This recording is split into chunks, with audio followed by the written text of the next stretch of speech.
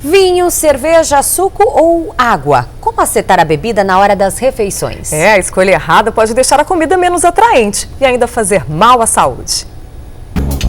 Quando a gente fala de comer e beber, várias dúvidas vêm à cabeça. Que seja alcoólica ou não, a bebida precisa combinar com a comida. Ninguém vai falar assim, traz aí um macarrão e um copo de leite. E tem mais uma coisa ainda.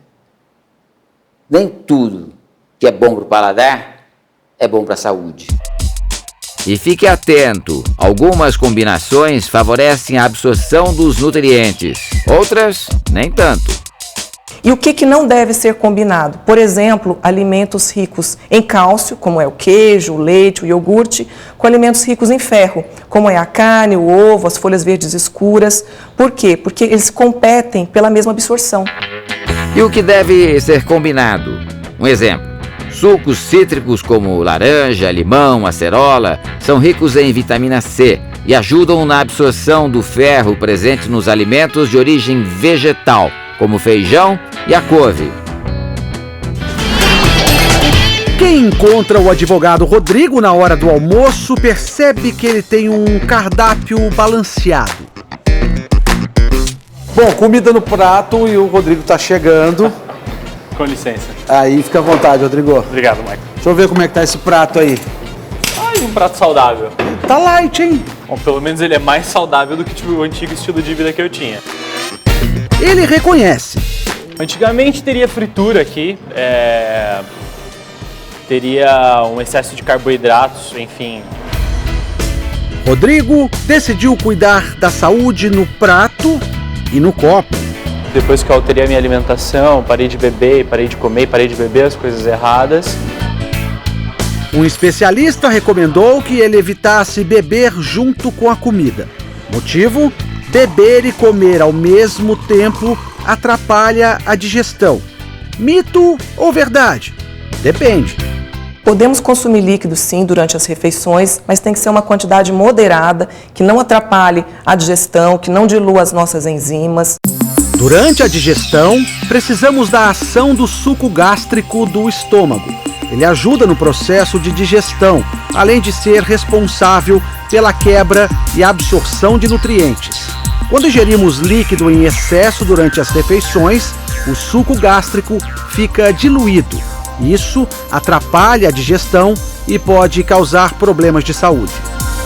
Eu tinha dores de estômago, dores de cabeça estomacal. O excesso de líquidos durante as refeições também dilata o estômago e provoca uma sensação de inchaço abdominal. Parece que aquele negócio fica parado ali durante horas, assim. Com o estômago dilatado, a pessoa tem menos saciedade e pode acabar comendo mais e assim engordar.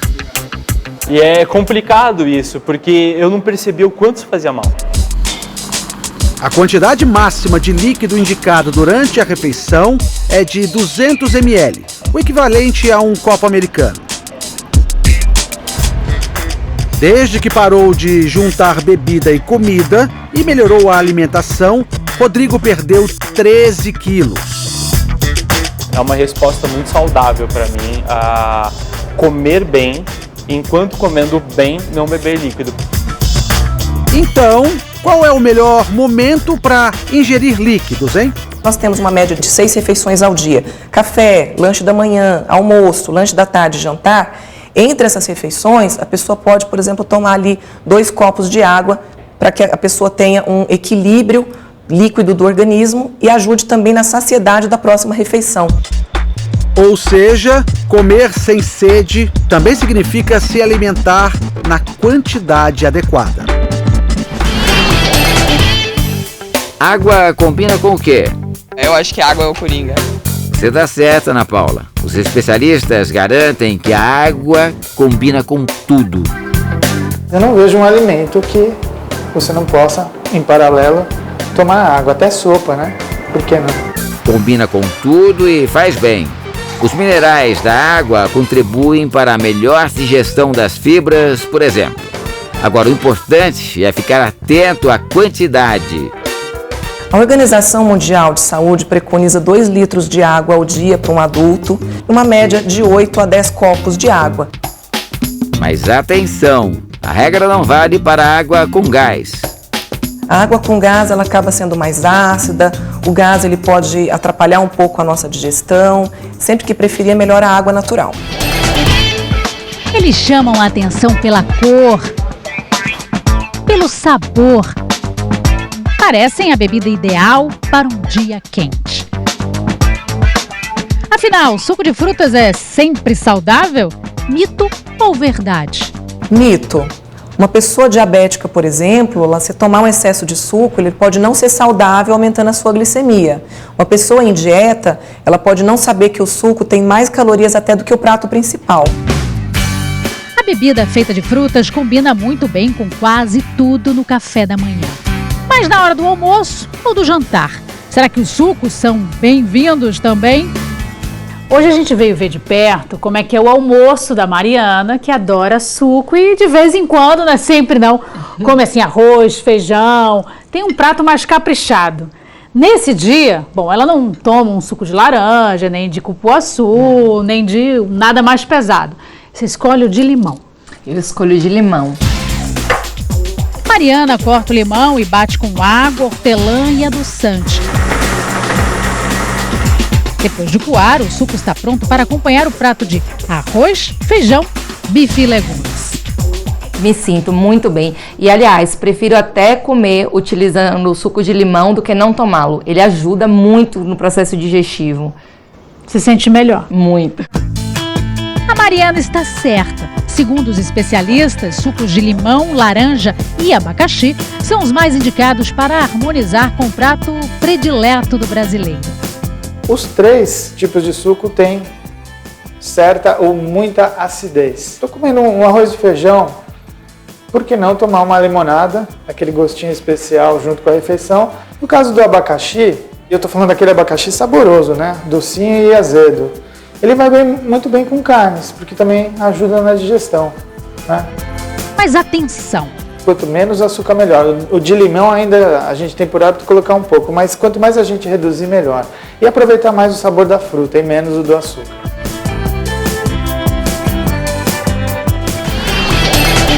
Borbulhas, espuma, cores fortes.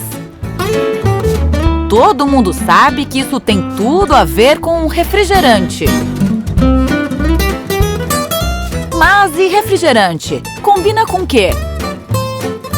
Na casa do Cristiano, a família diz que vai bem com tudo e em qualquer refeição. Você toma no café da manhã, que eu fiquei sabendo. Tomo no café da manhã, no almoço, no lanche da tarde, na janta. O refrigerante ele é uma bebida gaseificada, com muito açúcar, corante, apesar de ter as versões diet, as versões sem açúcar, no geral tem bastante aromatizante, produtos químicos, que podem, inclusive em excesso, fazer mal para o organismo. Tem gente que garante. Refrigerante combina com hambúrguer e batata frita. Comida rápida, o fast food. Mas só se for para agradar o paladar. É uma combinação bem ruim, porque o fast food vai ter um excesso de gordura, um excesso de calorias. A bebida gasosa está longe de ser bem vista pelos especialistas. Já foi comprovado que o refrigerante ele descalcifica o dente, o refrigerante em excesso ele pode atrapalhar o nosso cálcio dos ossos. Camarão, bacalhau, frituras. Parece que só alimento gorduroso vai bem com a cerveja. Mito ou verdade? Mito. Cerveja combina com qualquer tipo de alimento. Hoje tem cerveja para todos os gostos. Até cerveja defumada. Quando você toma a cerveja e come um pedacinho do bolinho, uma colherzinha, você sente aquele sabor de bacon. Bacon? Isso não te lembra um prato tipicamente brasileiro? Tem quem goste de feijoada e também de uma cerveja bem gelada, que acredita que as duas coisas combinam perfeitamente, mas que acaba se sentindo um pouco estufado quando faz essa mistura.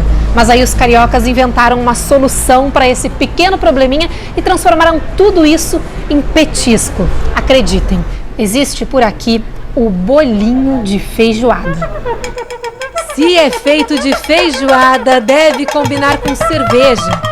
Hoje eu escolhi uma Vitibir, que é uma cerveja mais refrescante, delicada, e ela vai trazer a sensação de frescor para tua boca depois de comer esse prato tão gorduroso.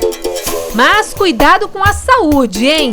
Cerveja com feijoada ou com frituras pode ser uma mistura explosiva para quem quer manter o corpinho pro verão.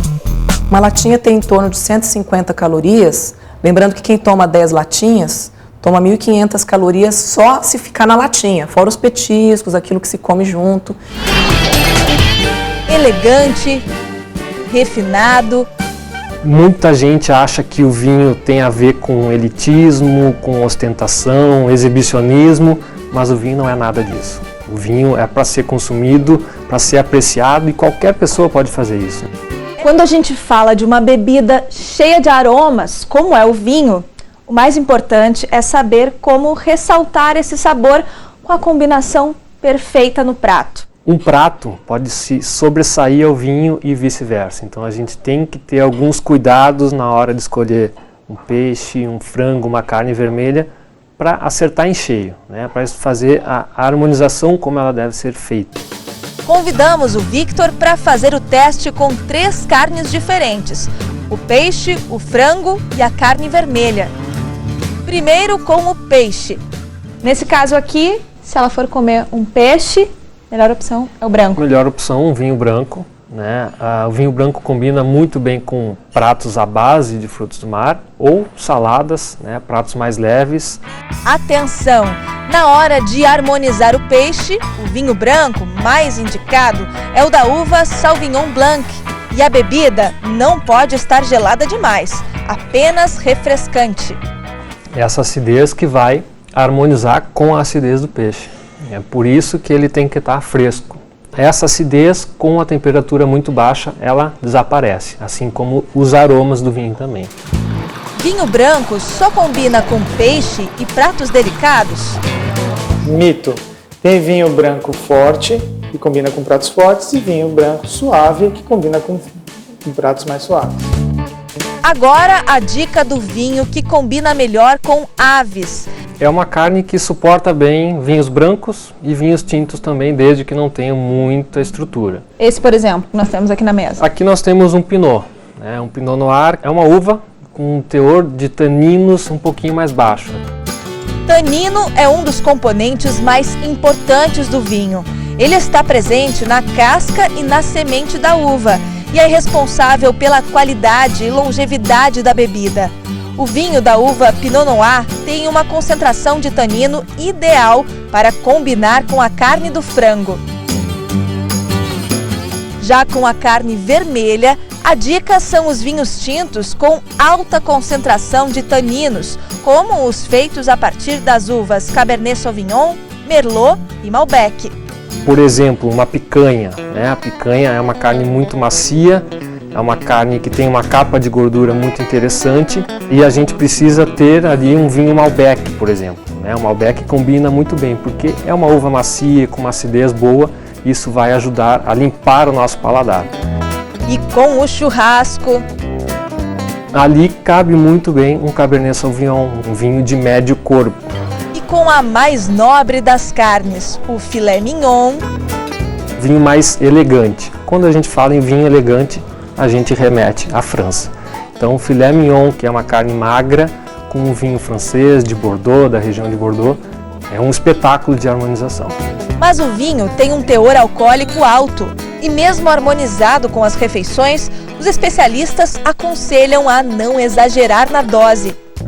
O vinho em uma quantidade moderada, que seria em torno de meio cálice, pelo menos umas 2, 3 vezes na semana, ele pode fazer bem para o coração, segundo alguns estudos. O excesso vai fazer mal porque não deixa de ser uma bebida alcoólica, com alto valor também de calorias e açúcares. Portanto, que o vinho nunca falte à mesa, mas sempre com moderação. Um brinde.